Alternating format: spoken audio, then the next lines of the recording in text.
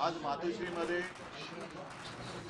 बिहारचे लढवय्ये मुख्यमंत्री आणि उपमुख्यमंत्री नितीशजी आणि तेजस्वीजी हे पहिल्या प्रथम आलेले आहेत आणि लढवय्या हा शब्द वापरल्यानंतर इथे त्यांचा येण्याचा हेतू हा आपल्याला सगळ्यांना कळला असेल। देशामध्ये एकूणच लोकशाहीची हत्या होते की काय असं चित्र दिसतंय आणि लोकशाही वाचवण्यासाठी सर्वच, नुसते मी विरोधी हा शब्द नाही वापरणार, तर विरोधी कोणाचे विरोधी, तर जे लोकशाहीची हत्या करू इच्छितात त्यांचे विरोधी असे सगळे देशप्रेमी पक्ष आणि जनता एकत्र करण्याचे जे आमचे प्रयत्न सुरू आहेत ते प्रयत्न आणखीन बळकट आणि त्यांच्या सोबत त्यांचे सगळे सहकारी आलेले आहेत, त्यांच्या सगळ्यांचं मी स्वागत करतोय। आजच सर्वोच्च न्यायालयाचा निकाल सुद्धा आलेला आहे आणि मला खरंच एका गोष्टीचं समाधान आहे। मी वारंवार असं म्हटलं होतं की सर्वोच्च न्यायालयाचा निकाल हा केवळ शिवसेनेच्या भवितव्याचा नसेल, तर तो आपल्या देशातल्या लोकशाहीच्या बद्दल, लोकशाही जिवंत राहणार की नाही याबद्दलचा असेल। आणि माननीय सर्वोच्च न्यायालयाने आज जो निकाल दिलेला आहे त्याच्यामध्ये एकूणच सत्तेसाठी हपापलेल्या लोकांचं उघडं नागडं राजकारण हे त्यांनी त्याची पूर्णपणाने चिरफाड केलेली आहे। सगळ्यात महत्त्वाचं म्हणजे राज्यपाल महोदयांची जी भूमिका होती ती संशयास्पद, आता त्या संशयास्पद म्हणायला सुद्धा काही अर्थ राहिलेला नाही, ती सरळ सरळ अयोग्य होती आणि एकूणच राज्यपालांच्या भूमिकेचं सुद्धा वस्त्रहरण झालेलं आहे। मग ते दिल्लीच्या बाबतीत असेल, इथल्या बाबतीत असेल। आणि राज्यपाल ही यंत्रणा ही एक आतापर्यंत आदरयुक्त अशी यंत्रणा होती, पण राज्यपाल यंत्रणेचे धिंडवडे ज्या पद्धतीने शासनकर्ते काढतायत ते बघितल्यानंतर आता याच्या पुढे राज्यपाल यंत्रणा ही अस्तित्वात ठेवावी की नाही हा सुद्धा एक मोठा विचार मला असं वाटतं सर्वोच्च न्यायालयापुढे आपल्याला न्यायला पाहिजे। तूर्त सर्वोच्च न्यायालय राज्यपालांना अधिवेशन बोलवण्याचा अधिकार नव्हता, त्यांनी बोलवण्याची गरज नव्हती वगैरे वगैरे सगळे आता आपण डिटेलमध्ये गेल्यानंतर कळेल, पण अधिकार नव्हता, त्यांनी बोलवण्याची गरज नव्हती वगैरे वगैरे सगळे आता आपण डिटेलमध्ये गेल्यानंतर कळेल, पण अपात्रतेचा निर्णय हा त्यांनी अध्यक्षांवरती जरी सोपवला असला तरी पक्षादेश हा त्यावेळेचा जो पक्ष म्हणजे माझी शिवसेना त्या शिवसेनेचाच राहील। आता अध्यक्ष महोदयांना सुद्धा याच्यामध्ये वेळ न काढता लवकरात लवकर निर्णय घ्यावा याच्यासाठी आम्ही आता मागणी तर करूच, हा एक भाग झाला। लेकिन आज नीतीश जी और तेजस्वी जी आए हैं, मैं आपका स्वागत कर ही रहा हूँ और लड़ाई तो आज शुरुआत हो गई है। मैंने जैसे अभी अभी आपको कहा, जब हम अंदर बात कर रहे थे तो एक ज्याला शुभ शकुन असं म्हणतो कि इतने दिनों से हमारी लड़ाई चल रही थी सर्वोच्च न्यायालय में, आज आप भी आ गए और वो निर्णय भी आ गया। इस देश में अब प्रजातंत्र, उसकी रक्षा करना हमारा काम है।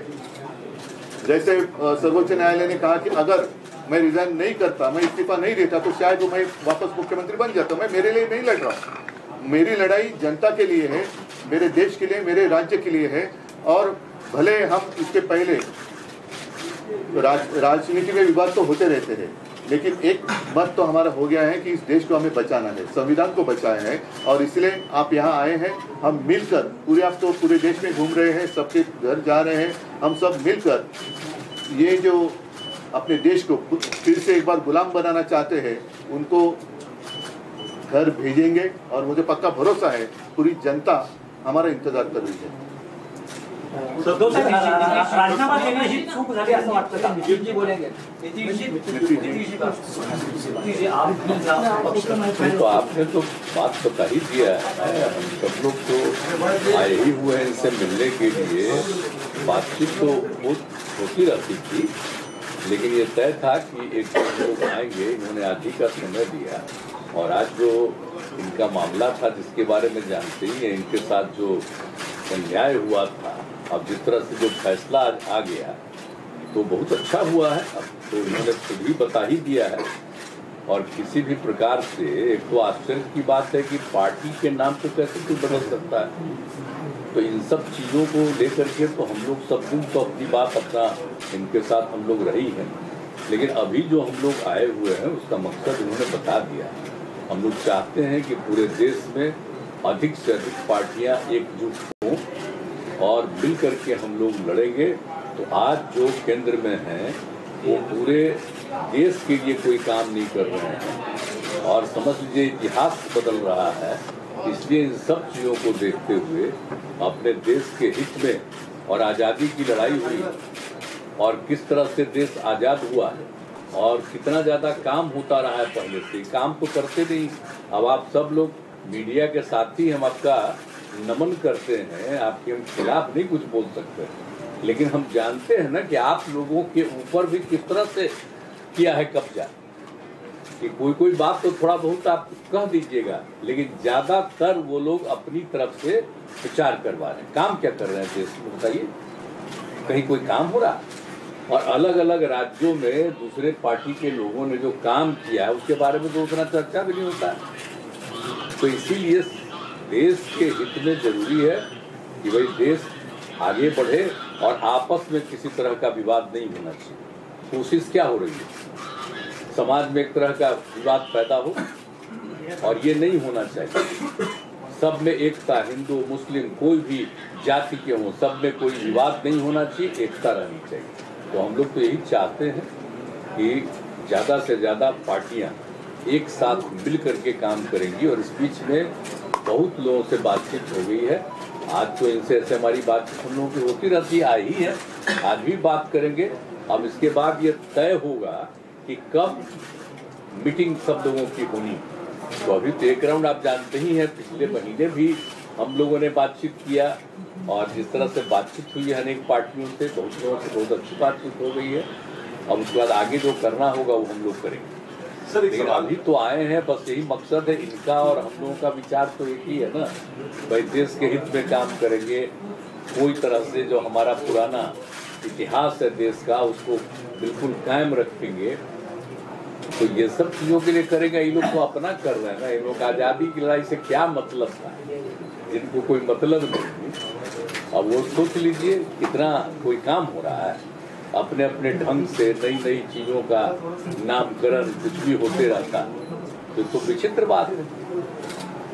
तो इसीलिए जरूरत इस बात की है कि एकदम पूरे देश को एकजुट करना है और आगे बढ़ाना है। तो अगर सभी लोग एकजुट होकर के करेंगे और उनका जब मुकाबला होगा अगले साल के चुनाव में, लोकसभा के चुनाव में, तो खूब अच्छी तरह से सफलता इधर मिलेगी और फिर देश सही दिशा में आगे बढ़ जाएगा। सवाल उसके दो पक्ष हैं। पहला पक्ष ये है, आपने कहा लड़ाई में अपने लिए नहीं लड़ रहा हूँ, मैं जनता के लिए लड़ रहा हूँ।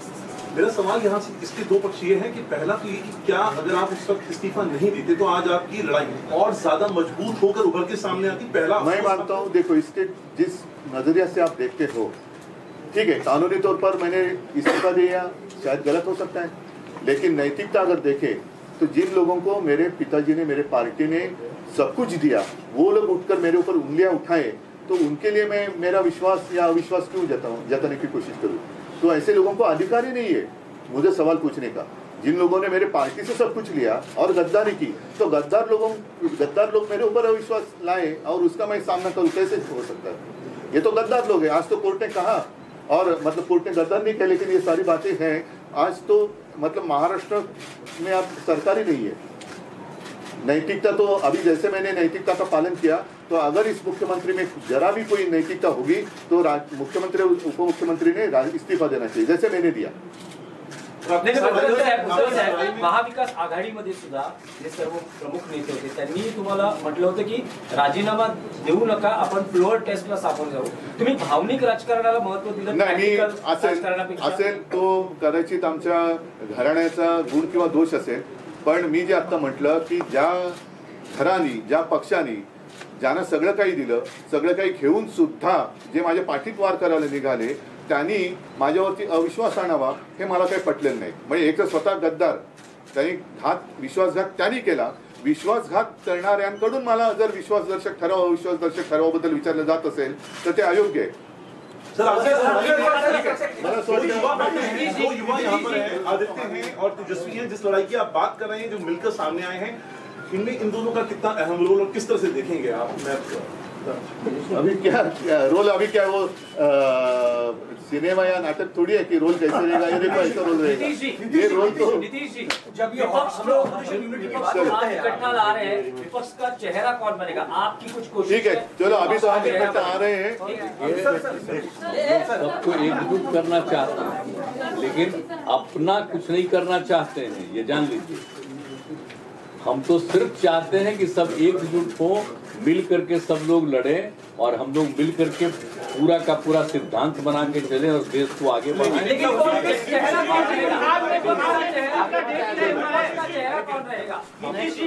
वो नहीं बनना है, और जो भी बनेंगे तो सब मिलके सबको आगे बढ़ाएं. बिहार में मीटिंग का डेट तय हुआ है, मीटिंग का डेट तय हुआ है बिहार में.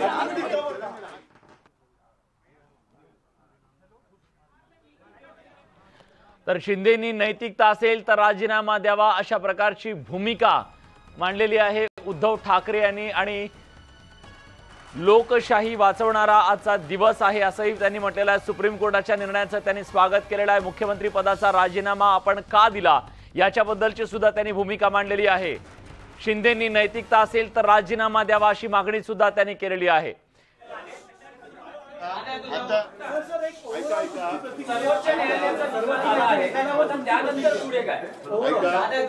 आता तुम्ही जो एक प्रश्न विचारला, सर्वोच्च न्यायालयाने जे काय मला समजलेलं आहे त्यानुसार सांगितलेलं असं आहे की सर्वोच्च न्यायालय याच्या बाबतीत निकाल देऊ शकतो कारण त्यांचा तो अधिकार आहे.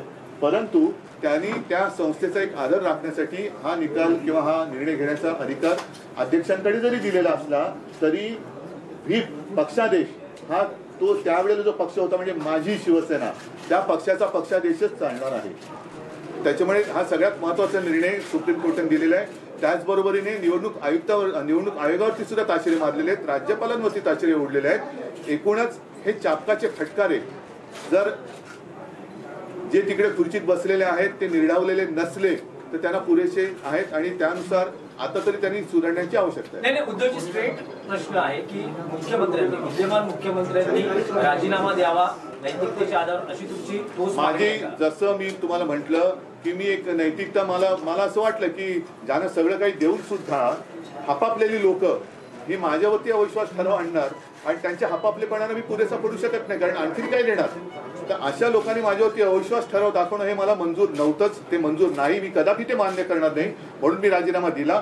जसा मी एका क्षणाचाही विलंब न करता राजीनामा दिला तसं एवढा आता सर्वोच्च न्यायालयाने फटके दिल्यानंतर जर थोडी तरी नैतिकता मुख्यमंत्र्यांच्या आणि उपमुख्यमंत्र्यांच्या अंगी शिल्लक असेल तर त्यांनी जसा मी राजीनामा दिला तसा राजीनामा द्यावा आणि निवडणुकीला सामोरं जावं.